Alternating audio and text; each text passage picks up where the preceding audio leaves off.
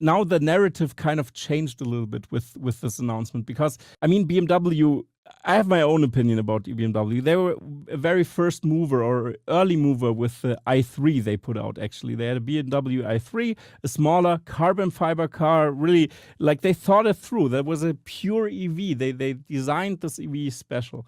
And now they're coming out with their EVs that are actually just for hybrids, for internal combustion engine, you name it. Every propulsion system you can put in there, or every engine type you can order your BMW now. And this strategy was totally off. But now with this announcement, it's kind of shifted again to the pioneership of BMW with the i3 or something like this, in that direction. Now the narrative changes a little bit, because now BMW is back on the map again, and of course this will have a huge impact on the stock itself as well. And I think BMW will have, now they can be proud again. And it's not a coincidence that they, not just because the startup is also in the US, or it makes sense to have it there, but that they don't do it in Germany. It's important to do that, because that if you want to do something innovative, you don't actually do it in Germany, especially with all those labor laws we have, and the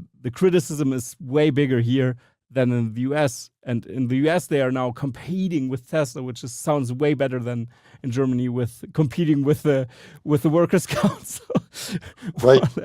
Yeah. Right. And remember, South Carolina, I don't think they have the UAW down there. So they're one of those what they call right to work states. So, which is the reason why a lot of the European OEMs went to the South rather than up to the Midwest, because they had the situation they did not have to worry about having unions in there. So this allows them to experiment a little bit. They already have enough red tape bureaucracy. They don't want to have more red tape bureaucracy. So I think there's a couple things that happened. Is that before this announcement, people still thought the whole idea of using a humanoid robot in manufacturing was silly. You know, it's just Tesla's doing it, and a couple other people looking at it. Absolutely. But this, come on, it's not absolutely serious.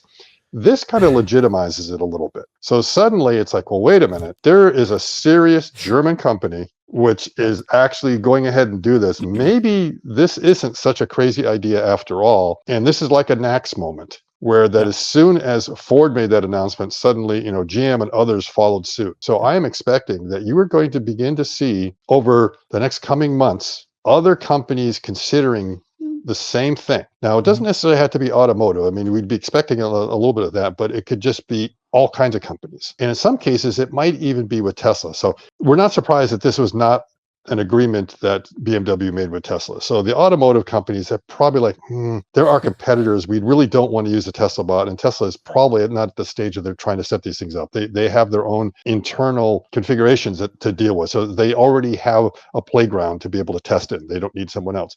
But you could imagine a lot of these other companies that are involved in manufacturing or have a lot of labor approaching Tesla because they don't really care. They don't compete. So why not? So that's probably, you know, one of the first major things that happened. The other is, and I know you've had Alex on here before. So let's say, of course. Alex and I, we differ a little bit in what's going on. So Herbert asked, was this a PR stunt? I said, okay. You know, if Figure had just made some announcement like they've made a couple others, those could be a PR stunt. You know, the coffee maker thing, some people just say, oh, that's a PR stunt. But when you make an announcement with some other company, the question is like, okay, are they both involved in a PR stunt here or together or not? And usually I would say not, because my experience has been that whenever our company would try to get in some sort of announcement because we did some successful project with these giant automobiles, they don't want to do it.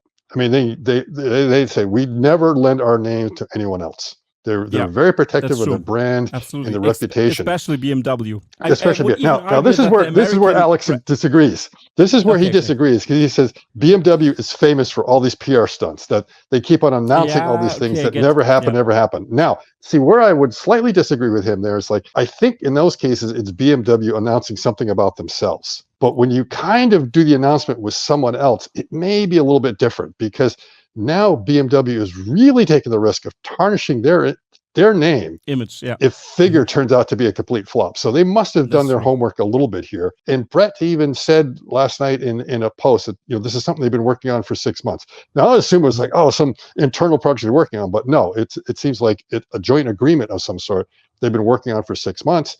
and that they're ready to announce it. So that means BMW has been giving us a little bit of due diligence, thinking about before we lend our name to that, this is what it's going to be. So I'll let everyone else decide. I think, Alex makes a good point also, and he has a good post out there saying why. He says, look, they've done this time and time again.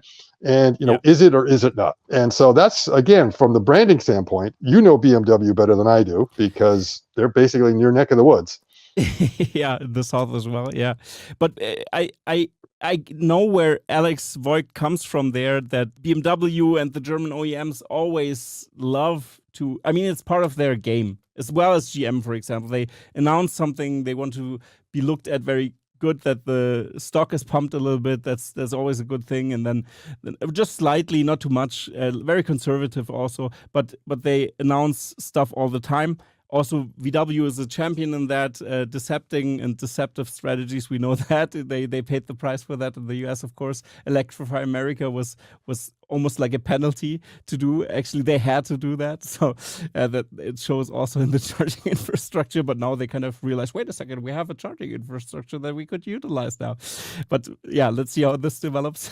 But still, it's interesting to see. I get where he comes from. That's true. But you also make a lot of sense, or a lot of sensible points here, because they could tarnish their reputation. And it's interesting that BMW isn't the kind of company that likes to announce something out of the blue. I would even argue that the American brands are more open to that, to announce something and then, okay, it didn't work out. Because it's part of the culture in the US as well to Right. Yeah. You can see from the standpoint of any small startup, they need to get something out there. They need the exposure. They need people to have excitement about them. And they're the usual ones that are always pushing and prodding the partners they're working with. Can we make an announcement? And the partners are like, nope. They're always, we don't want to do it ahead of time, or we actually think this is a competitive advantage. We don't want our competitors to know about it. And you have to go through all these different departments to get sign-offs and everything else on it. Yeah. So it wasn't like some lower level manager made this decision. And if you actually look at the press announcement, I think you have something like, the president for manufacturing of BMW North America. So it's up at a very, very high level. And trust me, he probably had to get sign off from BMW in Germany as well. It's like, is this a good thing that we're going ahead? Because you don't want to have one of those Mary Barra situations with Nikola. Like, you make the announcement and then it blows up in your face. Okay. Yes. And at the same time, you don't want to do this, because was it at CES that I think GM also showed some CGI of like some drone and everything else that they're going to have? I'm like, just give us an EV that works. We don't care about VTOLs coming from GM. And he's like, you're way, way in the future. You got to make sure you're profitable now. So a lot of times they will make these silly announcements. But again, that's like GM talking about GM. It's not GM necessarily partnering with someone else, even though we've seen they've made those mistakes by sometimes not doing their due diligence. So we don't know here. I would think BMW would be a bit more careful and circumspect to make sure that they've vetted whoever this partner is they're going with, because I know Figure is going to be like really eager. Please go on, let's go ahead and do it. We got to do a press announcement. We got to do the presser, and they're just going to say no. My companies, we've tried to do the same thing also when we go somewhere, and those companies are always like, no, we do not want to do that right now. You can't use our logo. In some cases, they will say, yes, we love working with you, but we don't even want you to list us as a user. So we have a lot of companies we cannot say are using our software, even though they are, just because they prefer to keep it a secret. Yeah, absolutely. I mean, that's how the ball rolls most of the time. I would also agree, BMW isn't so easy to get taken advantage of, for example, from a smaller startup that just wants to pump their own valuation. I don't think so. As well as maybe they have already a very concrete case study, even if maybe it doesn't work out. But I think it makes and you're right. Much more See there. Yeah. What it means is they could learn a lot about it, and they might say, but you know what? This robot's not the one we want to go with. We think the humanoid form's going to work out okay. We've learned a lot, but we've noticed some other company over here is coming up with something that's either a little bit cheaper, has a capability. We've noticed it has some sort of success. And that happened also back in the 80s, when industrial robots were first starting to be used in industry. And a lot of companies were buying them. They didn't know what to do with them yet. So they made sure to buy one or two of them and bring in and start doing the testing and everything. And at some point they kind of figured out, and it doesn't mean they necessarily bought that brand forward, that they get the experience, and now their guys were able to go to trade shows and kind of look at what everyone else is doing and realize that, hey, wait a minute, now this is what we're looking for, is this brand over here. But now we know that's what we need because we have the internal experience. So it doesn't mean they necessarily would have egg on their face if something doesn't work out with Figure. What it means is they've built up the experience and the reference that they need to be able to figure out what do we need going forward, and or maybe we decide this is a bad idea, and they don't do it. And I think when they follow through and just keep going at it more and more, they kind of really realize what they need. Like you said, it's the way it goes, and then they can adjust. And if they are serious about this, it's going to be shown now in the next couple of months and stuff like this. We're going to see more and more of that. And then we're going to see if they really jump on that thing, because BMW, in my opinion, actually needs something like this, because when they announce something like we want to have 50% of our fleet electric in 2035, sorry guys, that's a little late. And Tesla will have like 10 million cars produced easily until then, like in maybe 8 million in 20, let's be conservative, 2030, they're going to produce 10 million or something, and then BMW announces something like this.